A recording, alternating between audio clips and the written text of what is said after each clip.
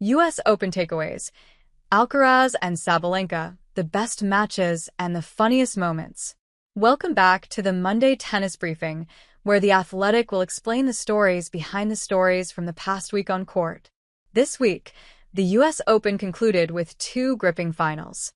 Aryna Sabalenka curbed her natural instincts to beat Amanda Anisimova 6-3, 7-6-3, in an absorbing women's final, before Carlos Alcaraz and Jannik Sinner contested their third Grand Slam final in a row in the same year, a record in the Open era of men's tennis. Alcaraz won 6-2, 3-6, 6-1, 6-4, and returned to the top of the world rankings in the process. The Athletics tennis team, Matthew Futterman, Charlie Eccleshare, and James Hansen, present their takeaways from the final Grand Slam of 2025, from the best shots and funniest moments to the biggest disappointments and the most incredible matches. If you'd like to follow our tennis coverage, click here. The best match? Charlie Eccleshare. Amanda Anisimova versus Naomi Osaka wasn't the highest quality, but it was compelling, with the outcome uncertain until the very last point. The way Anisimova came back from losing the first set to impose herself on the four-time Grand Slam champion was hugely impressive. Matthew Futterman. Taylor Townsend versus Barbara Krejcikova. Krejcikova saved 8 match points in the second set. Townsend fell behind but kept coming after her in the third. The outcome always felt in the balance, and Townsend was playing with unmatched attention on her in a packed Louis Armstrong Stadium on Labor Day weekend. James Hansen. Men's. Alexander Bublik's 5-set win against Tommy Paul in the third round was pretty wild. Women's. Aryna Sabalenka versus Jessica Pegula in the semifinals. The funniest moment? Charlie Eccleshare. Hello, everybody.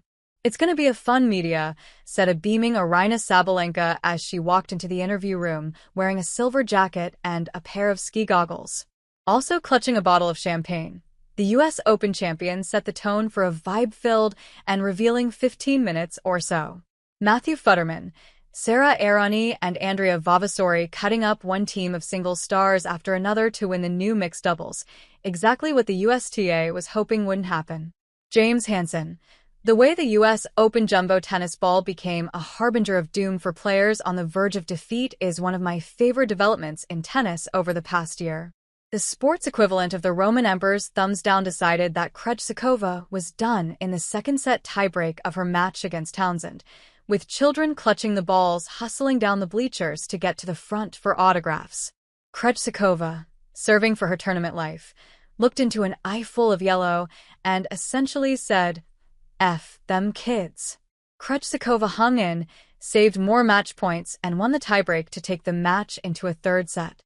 The kids with the balls spent all that time hunkered down on the stairs, laying low and waiting to be allowed back to their seats. It was hilarious. The worst prediction? Charlie Eccleshare. One of my players to watch going into the tournament was the 21-year-old American Ethan Quinn. He had picked up a few decent wins, and I thought that he might be able to pick up a couple more here, especially given his good draw. He lost in the first round to world number 175 Jerome Kim. Matthew Futterman. I stayed away from predictions this year. I've learned my lessons. Though at some point, I said to Charlie and James that I thought Mira Andreeva was going to beat Townsend handily in the third round. Oops. James Hansen. Elena Rybakina and Taylor Fritz had shown me enough that I thought they would trouble Sara Errani and Andrea Vavasori in the first round of the mixed doubles. It wasn't even close. The best storyline? Charlie Eccleshare. The redemption story is overused in sports, but Anisimova coming back from a double-bagel Wimbledon final defeat against Iga Swiatek to beat the same player a couple of months later was extraordinary. The energy on Arthur Ashe Stadium for their U.S. Open quarterfinal, with everyone pulling so hard for Anisimova, is something that will stay with me.